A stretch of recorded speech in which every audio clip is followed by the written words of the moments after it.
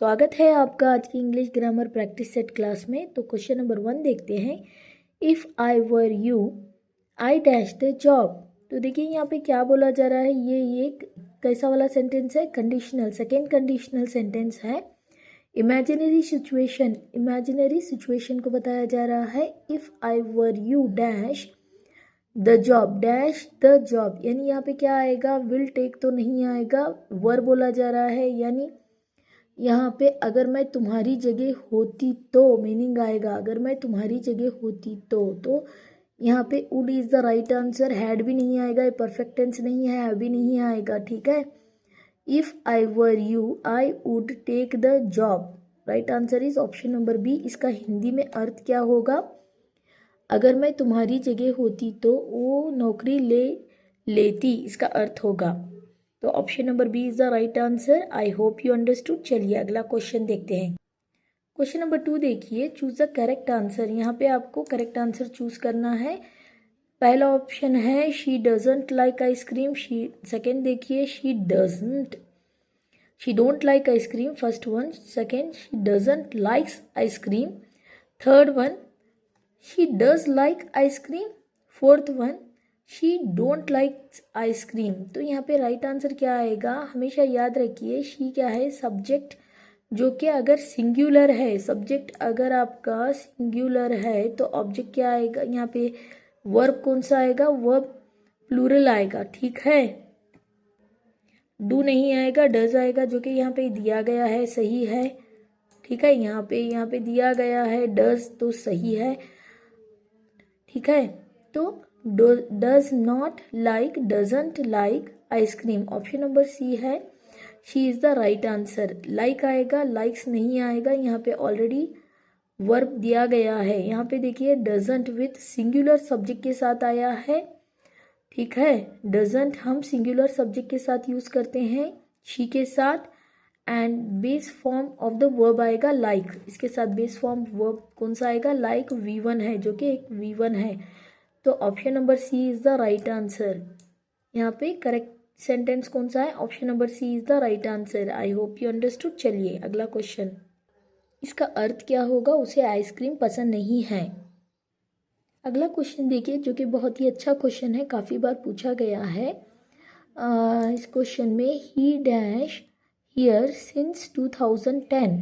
तो यहाँ पे लिव्ड आएगा या इज लिविंग आएगा, हैज़ लिव्ड या वॉज लिविंग। तो राइट आंसर क्या बनेगा? यहाँ पे देखिए सिंस दिया गया है, जो कि यूजुअली परफेक्ट टेंस के साथ आता है।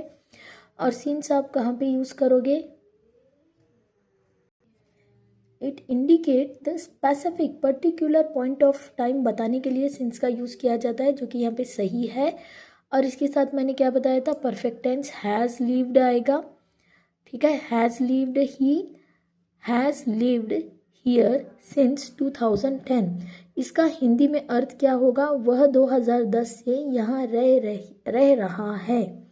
ओके, वह 2010 से यहाँ रह रहा है, इसका अर्थ आएगा। जैसा कि मैंने बताया, सिंस का यूज स्पेसिफिक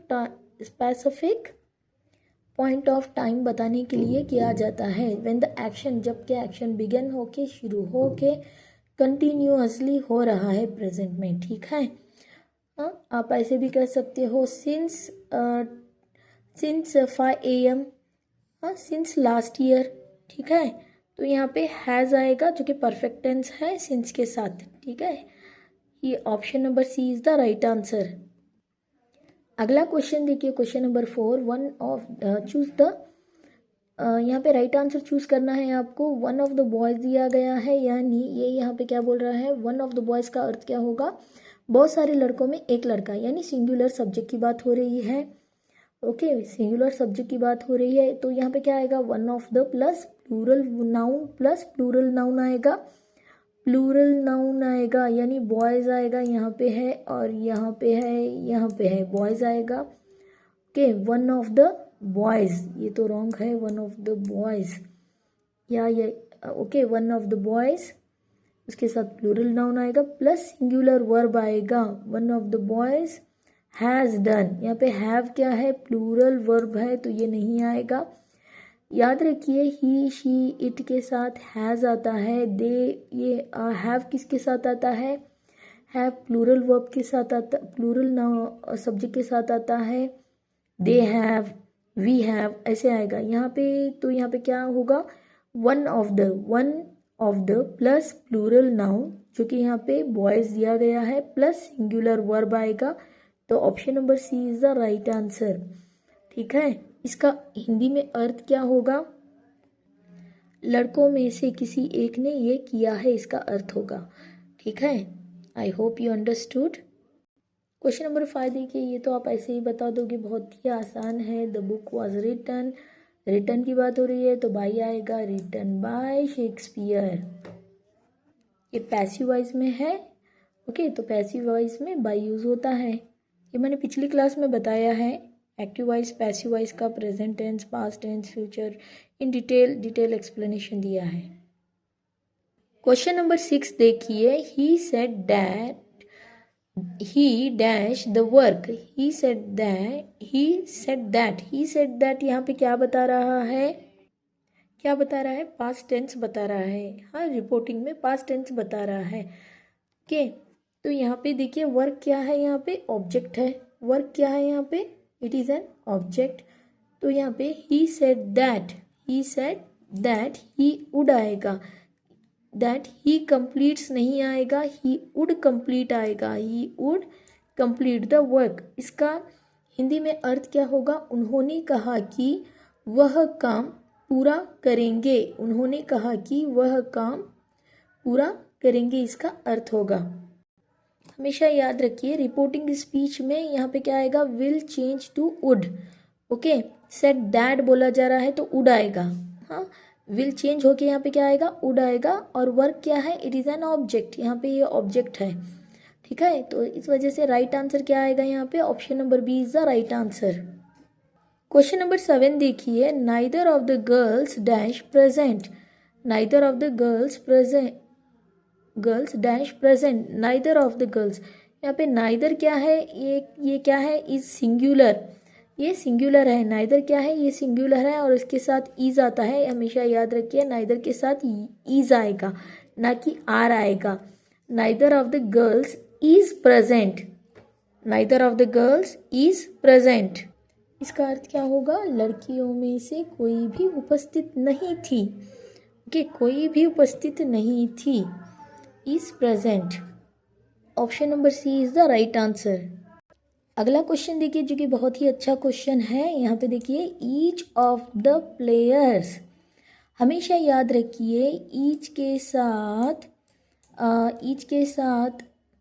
आइदर के साथ, ओके, ईच के साथ, आइदर के साथ, नाइदर के साथ, हमेशा each, either, neither in words के साथ हमेशा सिंगुलर वर्ब्स आते हैं या प्रोनाउन आता है। ठीक है, for example each of the boys is ready या each of the girls is ready, is आएगा। ठीक है, वर्ब कौन सा आएगा, सिंगुलर वर्ब इज आएगा।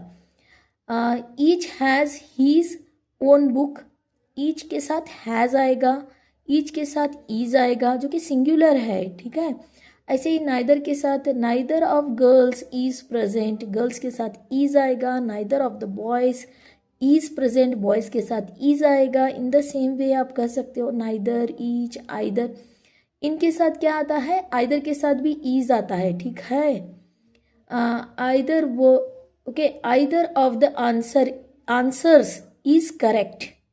ठीक है, ऐसे बोलोगे। ठीक है, तो यहाँ पे राइट आंसर क्या आएगा, वाज आएगा। वाज क्या है, सिंगुलर वर्ब है, वर प्लूरल आएगा। वर मतलब WERE, वर प्लूरल वर्ब हो जाएगा, वाज सिंगुलर वर्ब है। तो each of the players was given A medal. ठीक है, each of the players was given A medal. इसका आप हिंदी में अर्थ देखो तो क्या होगा, हर खिलाड़ी को एक पदक दिया गया। क्या होगा अर्थ, हर खिलाड़ी को एक पदक दिया गया। तो यहाँ पे राइट आंसर क्या होगा, was given. Option number C is the right answer. अगला क्वेश्चन देखिए, क्वेश्चन नंबर 9, 8 के जैसा ही है ये। ईच ऑफ द बॉयज, ऊपर मैंने बताया था ईच, एवरी, नाइदर, आइदर, इनके साथ क्या आता है, सिंगुलर वर्ब आता है। तो यहाँ पे singular verb each of the boys यही रिपीट होके तो नहीं आएगा, यहाँ पे क्या आएगा, each of the boys has done. Okay, each of the boys has done. तो यहाँ पे ईच ऑफ द बॉयज के साथ क्या आएगा, हैज़ डन आएगा। वर क्या है, प्लूरल वर्ब है। आर क्या है, ये भी प्लूरल वर्ब है। तो हाँ, वर भी नहीं आएगा, आर भी नहीं आएगा, has done is the right answer. इसका हिंदी में अर्थ क्या होगा, हिंदी में अर्थ क्या होगा, हर लड़के ने अपना होमवर्क कर लिया है। कि हर लड़के ने अपना होमवर्क कर लिया है, इसका अर्थ होगा। अगला देखिए, choose the correct passive voice. Correct passive voice choose करना है। तो क्वेश्चन क्या है अपना, he writes a letter. He writes a letter, इसका अर्थ क्या होगा, वह एक पत्र लिखता है। तो आपको आंसर क्या लिखना है यहाँ पे, एक पत्र उसके द्वारा लिखा जाता है। तो ये कहाँ पे आता है, option number C is the right answer. A letter is written by him, यानी एक पत्र उसके द्वारा लिखा जाता है पैसिव वॉइस में। यहाँ पे देखिए, he writes a letter, letter object है, ही क्या है, सब्जेक्ट है। ही का हिम बनेगा, ही का क्या बनेगा, हिम बनेगा। लेटर को आप इधर लोगे, अ लेटर इस। पिछली क्लास में मैंने एक्टिव वॉइस पैसिव वॉइस का बहुत ही क्लियर एक्सप्लेनेशन दिया है, टेंसेस के थ्रू बहुत ही अच्छे से एक्सप्लेन किया है। अगर नहीं देखा है तो देख लीजिए, लिंक मैं यहाँ पे ऐड कर दूंगी नीचे। वीडियो अच्छा लगे तो चैनल को, यहाँ पे option number C is the right answer. A letter is written by him, ठीक है, एक पत्र उसके द्वारा लिखा जाता है। तो वीडियो अच्छा लगे तो चैनल को लाइक कीजिए, अपने दोस्तों में शेयर कीजिए, और अब तक सब्सक्राइब नहीं किया है तो सब्सक्राइब कर लीजिए। चलिए मिलते हैं अगली वीडियो में, and thank you for watching.